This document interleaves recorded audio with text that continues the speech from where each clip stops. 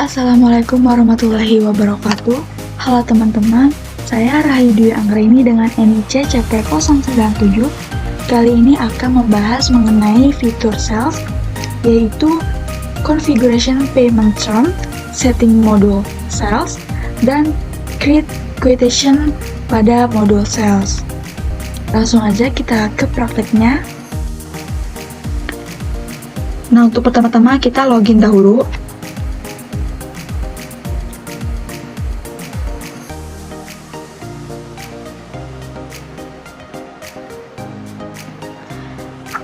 Nah, jadi sebelum kita configuration payment term dan membuat quotation, kita setting dulu untuk modul salesnya. Yang pertama kita ke home menu, kemudian kita ke sales. Nah, kemudian kita ke configuration, lalu ke setting. Nah, kemudian di sini harus disetting beberapa item, yaitu untuk variannya di sini bisa kita checklist. Nah, untuk unit of measure-nya bisa kita checklist. Untuk pricing-nya jika ingin memberikan diskon bisa kita checklist juga. Nah, untuk price list-nya juga bisa kita checklist. Nah, untuk quotation dan ordernya, untuk yang online signature-nya bisa kita checklist dan quotation template-nya bisa kita checklist juga. Nah, di sini jika menerima pembayaran online bisa kita checklist juga. Selanjutnya,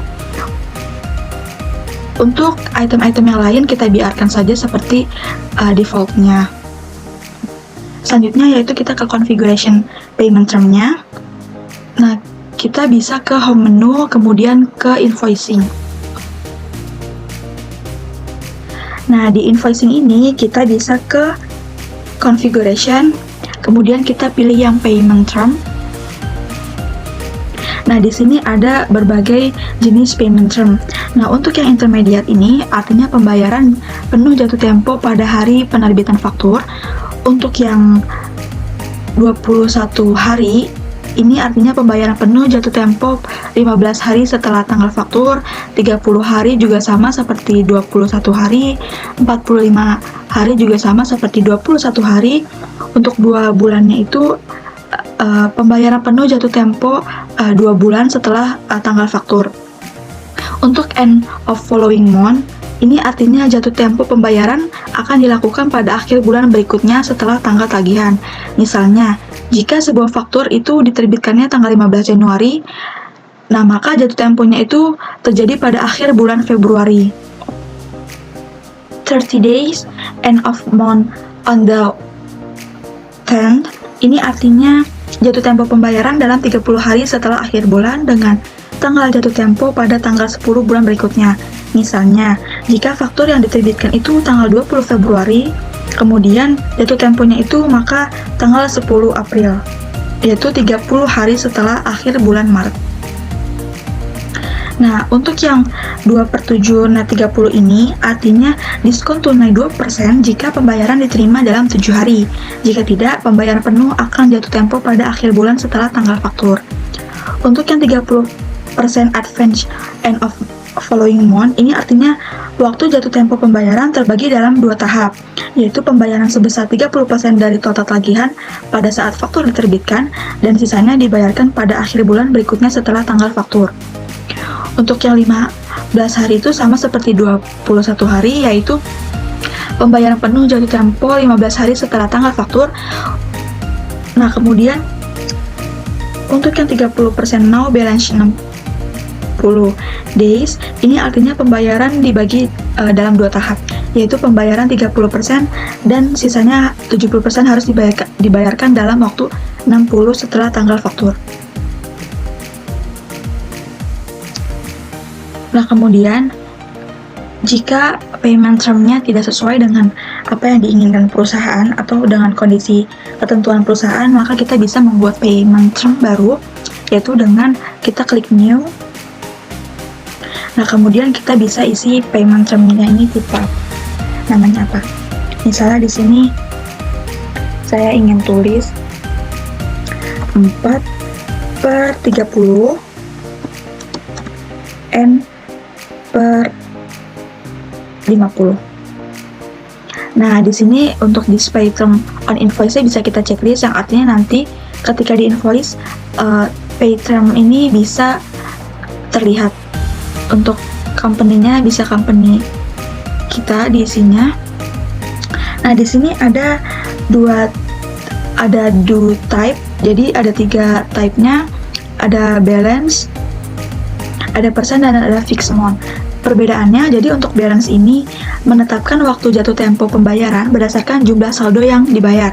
Misalnya, payment term-nya 30 hari due on balance, menandakan bahwa pelanggan harus membayar seluruh tagihan dalam waktu 30 hari setelah tanggal faktur diterbitkan. Untuk yang persen, itu artinya waktu jatuh tempo pembayaran berdasarkan presentasi dari total tagihan. Misalnya, payment term-nya 50% due on 30 day, itu menandakan bahwa pelanggan harus membayar setengah dari total tagihan dalam waktu 30 hari setelah tanggal faktur diterbitkan. Untuk yang fixed amount, ini waktu jatuh tempo pembayaran berdasarkan jumlah tetap yang harus dibayar. Misalnya, payment term-nya $1.000 due on 15 hari, menandakan bahwa pelanggan harus membayar $1.000 dalam waktu 15 hari setelah tanggal faktur diterbitkan. Nah, kita isi aja. Untuk due type-nya saya ingin membeli balance dulu. Kemudian di sini karena N-nya itu per 50, maka bisa kita isi di harinya itu 50. Kemudian untuk diskonnya kita kasih 0. Nah, untuk hari diskonnya juga 0. Kemudian untuk yang persennya, di sini permisalan saya mau 50. Kemudian untuk harinya itu 30. Nah, untuk diskonnya itu 4. Dan diskon harinya itu 30, karena di sini 4/30, jadi diskon 4% sampai jatuh tempo 30.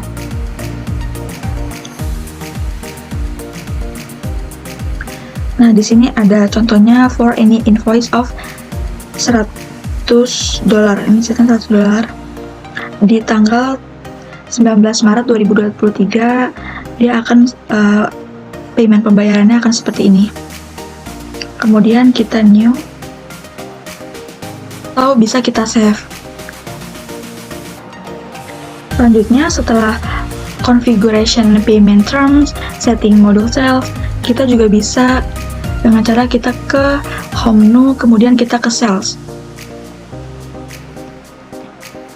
Nah, langsung aja kita klik new. Nah, di sini kita isi untuk quotation-nya. Di sini customer-nya saya mau pilih Deco. Kemudian expiration-nya kita tanggal 17.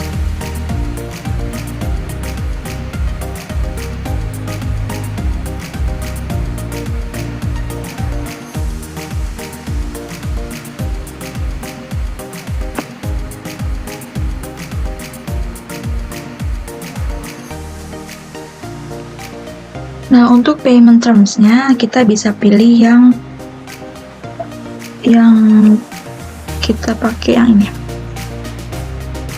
30% sekarang dan sisanya di 60 hari kemudian. Nah, kemudian kita coba add product. Di sini kita pilih yang masih ada.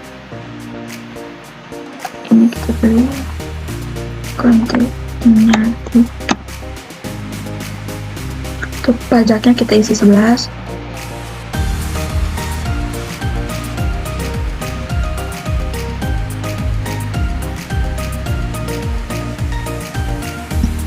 Untuk diskonnya kita kasih 1,5%. Nah, selanjutnya untuk produk selanjutnya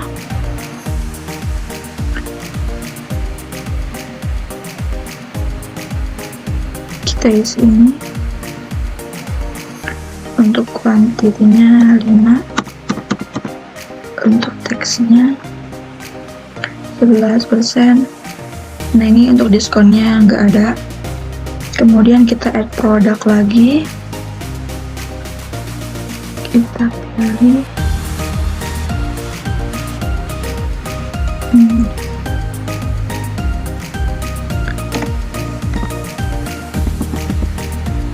ini satu aja, ini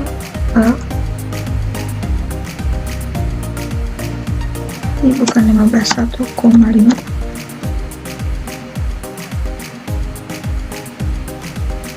Kemudian kita produk lagi,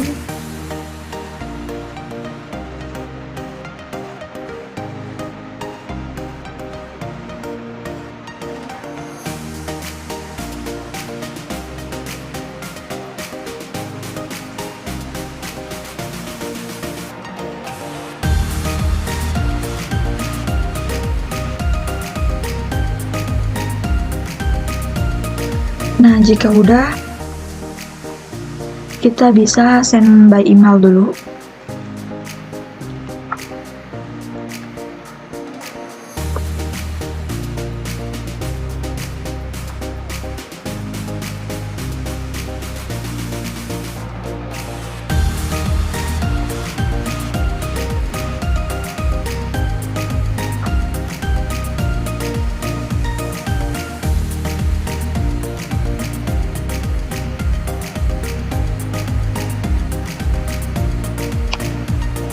Nah, ini kita sendnya ke Deco, kemudian kita send aja.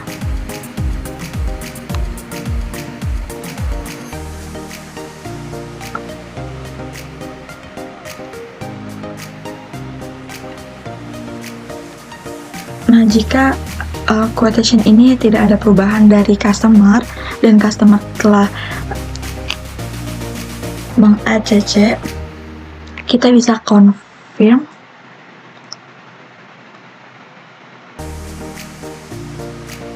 Nah, statusnya di sini berubah menjadi sales order.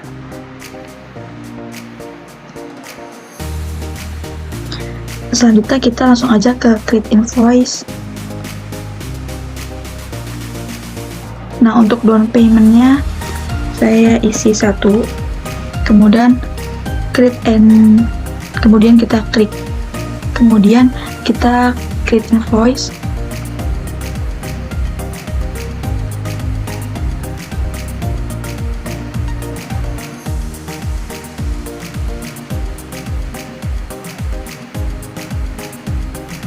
Nah, di sini sudah terbuat invoice-nya.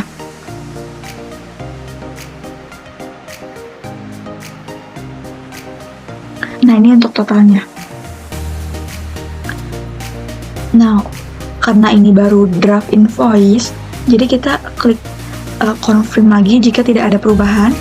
Nah, sebelumnya kita isi dulu untuk invoice date-nya.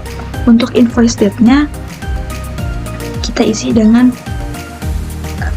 bulan ini, tanggal ini. Nah, kemudian kita confirm.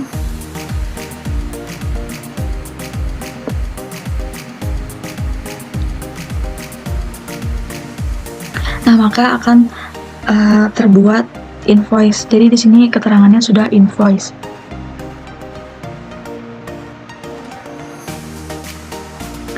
Nah, karena di sini memakai payment terms-nya 30% now and balance 60 day. Jadi untuk regis payment-nya kita klik. Nah, untuk jurnalnya ini bisa bank, bisa cash, dan dipilih bank. Kemudian untuk payment metode-nya manual. Nah, untuk totalnya ini bisa langsung dilunasi atau bisa 2 tahap seperti payment terms tadi. Nah, jika di sini yang dilakukannya itu 2 tahap, jadi untuk amount-nya kita ubah menjadi 30%-nya dari totalnya, yaitu sebesar 8.000. Nah, untuk payment date-nya bisa tidak usah diubah. Kemudian kita klik create payment.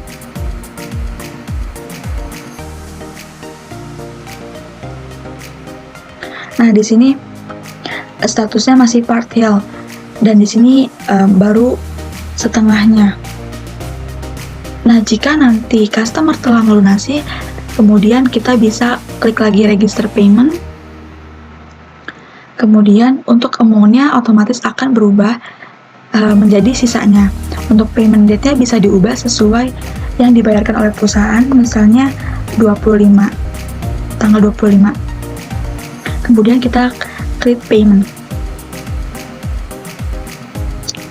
Nah, otomatis statusnya ini akan berubah menjadi paid.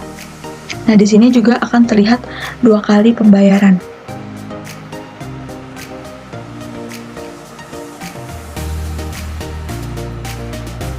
Mungkin itu saja penjelasan dari saya, kurang lebihnya mohon maaf. Terima kasih atas perhatiannya, dan sampai jumpa di video selanjutnya.